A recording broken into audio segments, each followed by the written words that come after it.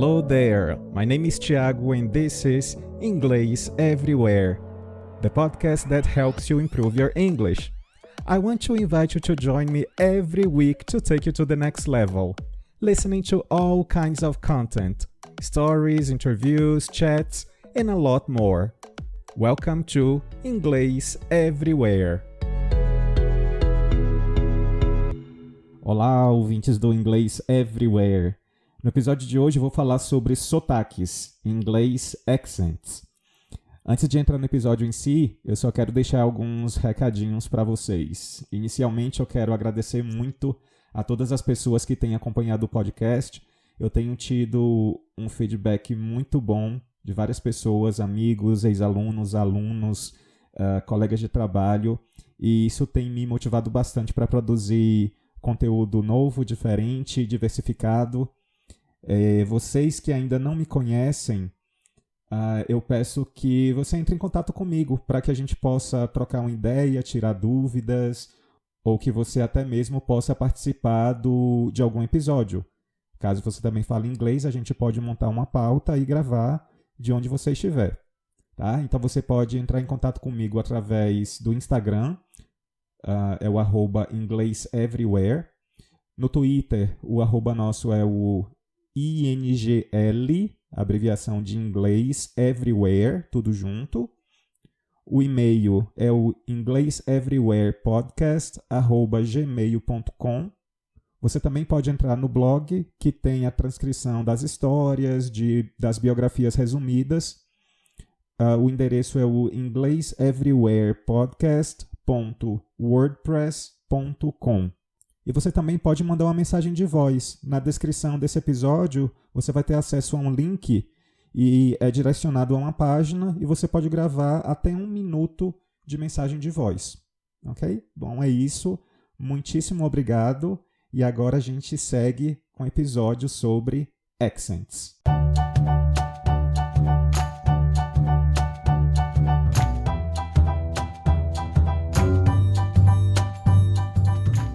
In today's episode, I'm going to be talking a little bit about accents. And this is a very controversial issue. I usually have students or parents asking me whether I teach American or British English, but this is not really the main point because, well, I'm going to be giving you here some numbers, and all over the world we have over 2 billion people speaking the English language, making English the largest language by number of speakers. However, out of these 2 billion people, we only have 300 million native speakers. And therefore, we have a majority of English speakers who are not native speakers. They do not come from the USA, they do not come from Australia, the UK, or New Zealand. In my view, in my opinion, I think we have to treat the English language as a lingua franca. And what does that mean? It means that English is spoken by everyone. Anyone can speak the English language. And therefore, we don't have to imitate, we don't have to copy this or that kind of English. Because we are unique. In my case, I am Brazilian. I was born in Bahia. I have my Baiano accent, and therefore, of course, I'm going to bring a little bit of this Baiano accent into my English. That's normal. And I'm never going to be able to speak the same way as an American unless I imitate, unless I am a very good actor and I'm able to imitate. However, I think it's really fake. And I don't want to sound fake when I'm speaking. I want to clarify here the main differences between accent, intonation, and pronunciation. So when it comes to pronunciation, we're talking about the way we produce sounds, the way we move our lips, our tongue, and our jaw to articulate sounds. And it is very important that we pronounce the words the correct way. Otherwise, the other person who is listening to us will not be able to understand, to get what we are saying. For instance, let's say I'm trying to use the verb climb, which means subir. if I mispronounce it, if I say it like climb and not climb, the other person is not going to understand what I'm saying. Maybe the context will help, but sometimes people mispronounce so many words that the whole sentence is misunderstood or not even understood. Well, there is also something that we call intonation. And intonation is all about the way that our voice rises and falls as we speak. It's this musicality that the language has. Portuguese has its own intonation and English has its own intonation. So it's a matter of time that we get used to it. So for this reason, it is essential, it is very important that we listen to English as often as possible, because this way our ears get used to this rhythm, to this pace, to this intonation. Well, and there is something that is quite different, which is what we call accent.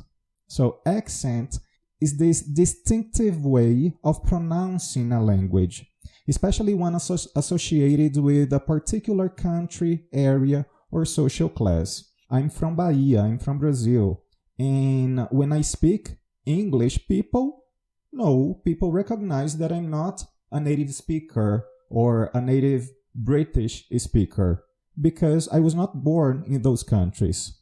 I can try to imitate a little bit of the American accent or the British accent. However, it is actually very difficult to say that you are speaking American English, because we have variations of accent. Let's take our country, Brazil. Here in Bahia, within our state of Bahia, we have several different accents. If you go to Salvador, people are going to speak in a particular way.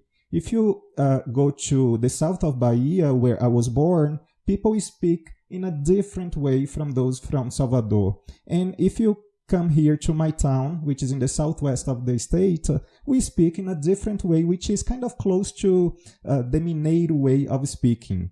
So look, I am talking about the state of Bahia. And if we take the whole country, which is really huge and large, we're talking about a variety of accents that is huge.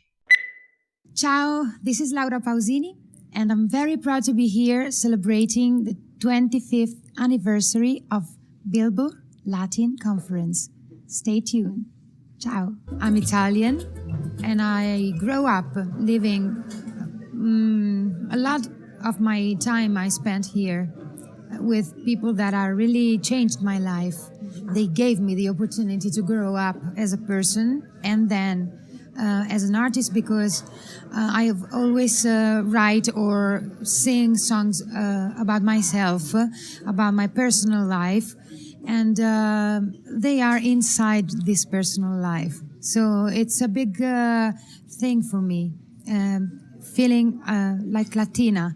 Even I'm not, because I'm Italian, but I cannot avoid to say that I'm proud to feel Latina, and to step every year and continue believing in this amazing dream that I have to sing my own music all over the world, especially in Spanish, which is my favorite language.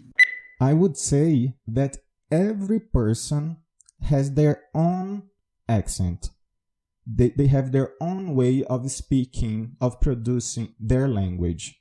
And the way we speak reveals a little bit of the location where I grew up, my social and economic status, and also a person's first language when they're speaking a second language. Like me, people can easily recognize that I'm not American.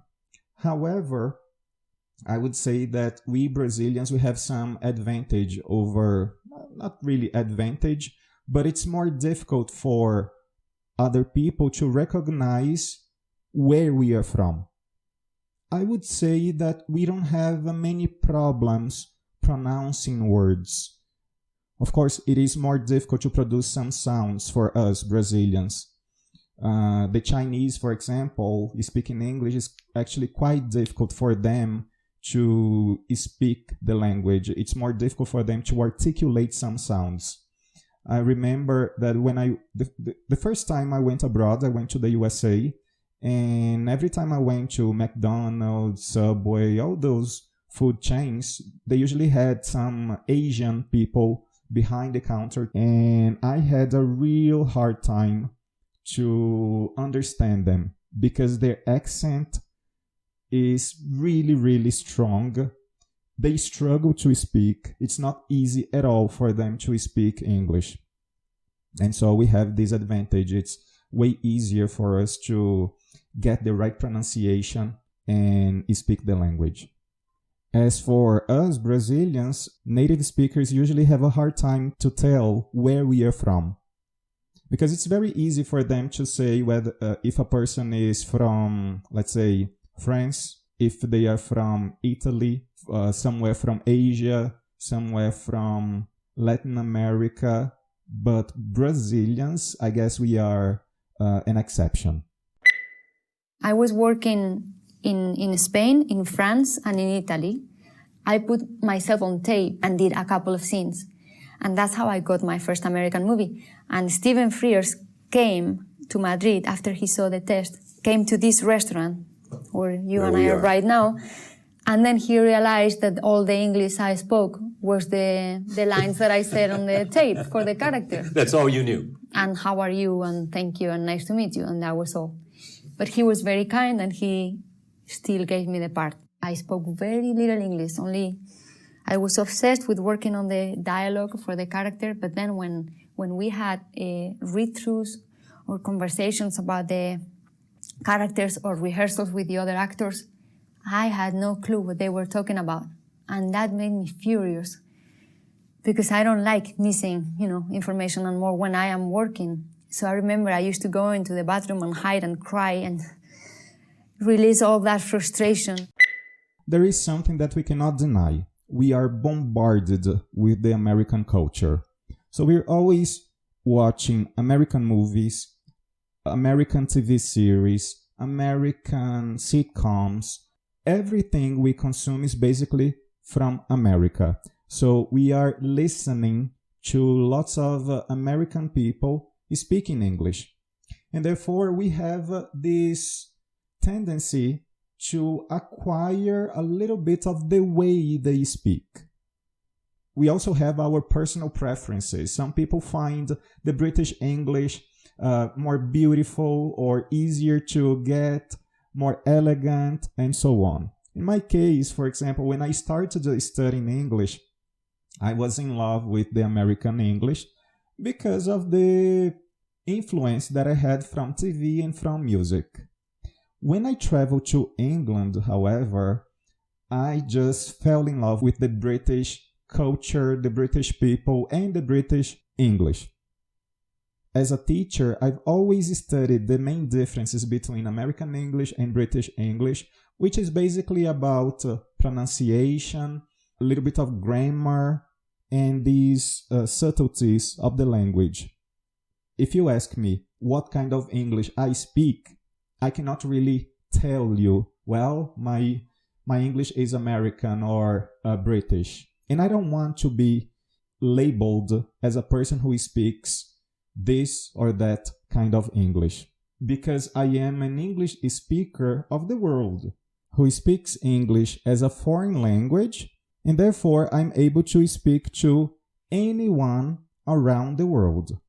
I just remember now when I went to Spain a couple of years ago. I don't speak Spanish. I can only speak English as a second language. And in Spain, I didn't have any problems to survive, to get by, because in many places, people were able to speak English. I would even add that having our own accent is kind of charming, because it makes us even more unique. We are someone from another country who's speaking a second language in our own way. No, I never thought that I was going to be so lucky to find a job like Modern Family. and to be able, to wake up every day and go to work with pleasure. It's so much fun. It has allowed me to do all the other things that I wanted to do with my career.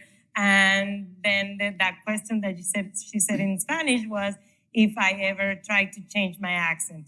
I did at the beginning. I was like, I don't understand how Salma Hayek and Penelope Cruz can't, fix their accents. I'm going to do it. And I hired someone and I worked for months and spend a lot of money because it's very expensive. The hour, they charge you by the hour. And you need to do 3 hours, 3 days a week. So it's horrible. And then I was going to auditions and I was only conscious about the accent and where to put my tongue. And it's like...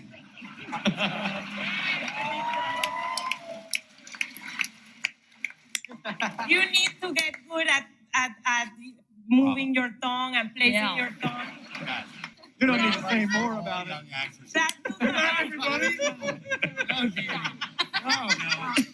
No, that is good advice. That's a lot of effort for me, so I was not doing a very good job in auditions. And so I said one day, you know what, I'm going to go like this. And my son was one of the persons that was very hard on me with my accents. I would rehearse with him, and he was like, no, I just corrected you. How can you? And it was awful. So then I'm like... Then I said, you know what? I'm going to try going the way that I can. And if I find a job, fine. If not, it's fine. And then, I was very lucky. And one thing led to another. And then they found me Modern Family. And there is also something very important that I usually tell my students. Keeping part of our accent is also keeping our identity. And I don't think anyone wants to lose their identity when they're speaking. I don't want to be recognized as an American. I don't want to be recognized as someone from Australia. I want to be recognized as someone who speaks English as a foreign language. It took me a while until I was able to travel abroad. I guess I was about 28 or 29 when I took my first trip to the USA. Before that, I had only had some contact with native speakers here. I had an American teacher, but I had never really interacted with native speakers in an English-speaking country. And I didn't have any problems whatsoever when I went there. I was actually ashamed because I remember Debbie, I'm going to call her my host mother, she said that my English was impeccable, and that made me quite embarrassed and afraid of speaking because I was concerned about making mistakes in front of people. I had two different experiences. When I was in the US, people would say that I sounded British. And I was like, okay, maybe I do. When I went to England, though, I had people saying that I sounded American. I actually liked this because people cannot really tell. People are not really sure whether I sound this or that, but I sound international. I sound universal. Well, of course, I have my own accent, but it's neither this nor that. And I'm going to tell you something that I find really important. When I speak English, when I speak Portuguese, I want to sound like me. I don't want to sound like anybody else. Because I want to be recognized as this person who was born in Bahia, who grew up in this small town in the south of Bahia, and this person who has become me. I found it dark and distant and isolated from the world, the way it felt back then. And but also we knew that music there was very interesting. We were in love with the Beatles, the Stones, and the Rolling Stones, and we knew we were aware of what was going on in London musically. Gilles felt better. I felt better, basically because of culture and especially music. I'm very easy to, mingle and with musicians. And at home also, we used to have people, musicians and poets and writers, filmmakers, and that kind of thing. Of course, my English over time improved a lot due to the exposure that I've had with friends, students. As a teacher, I have to study a lot more than I would have studied if I had not become a teacher. I also read a lot. All the books I read are in English. And also I watch a lot of TV series, movies. I listen to lots of podcasts of all kinds. And so I think this is something that you should also do, because this way you're going to improve. Listening is crucial for you to start noticing the language. This way, things will start making more sense. You're going to acquire and recognize another language item, another structure, and this way your brain starts to recognize some patterns in the language, and it just becomes natural for you. And I think that's what has happened to me. I'm very analytical, and for a very long time I studied grammar. I've been a teacher for over 15 years, and I haven't focused my teaching on grammar at all. From time to time, of course, I work a little bit on this or that, but my main goal as a teacher is for my students to speak. And based on how they are producing the language, we can we can work on some imperfections that they are having. And mostly on those problems that may hinder comprehension. I have never ever corrected my students because they sound Baiano, because they don't sound British, because they don't sound American. The only negative feedback I give to my students is when they mispronounce something that may interfere with comprehension, with communication. And that's it. And I think that's also what you have to have in mind. Communication is the main point. Focus on speaking your own way. Over time, you're going to improve certain aspects of your speech. I usually have my students telling me that whenever they hear my voice in Portuguese, speaking Portuguese, they say that I speak Portuguese in a whole different way, that they cannot really recognize my voice the way I speak. And this is due to the intonation, something that I was talking about earlier. This is something that you're going to improve over time as you have more and more exposure. The more you listen to the language, the better your speaking will become.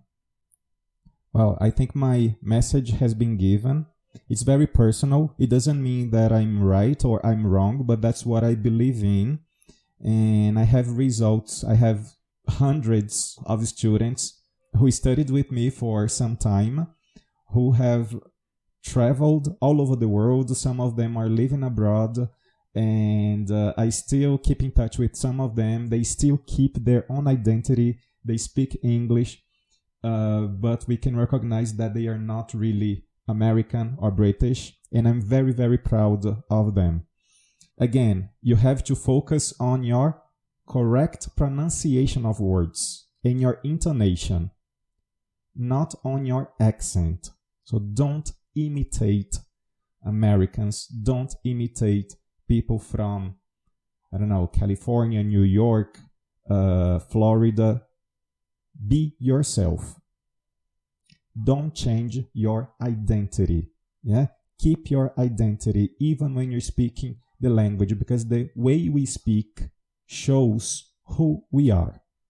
And when you speak English or any other language, you have to sound like you, because that's what makes you unique. Thank you very much, and see you in the next episode. Thanks for listening. You can send me suggestions on Twitter, Instagram, or by voice message.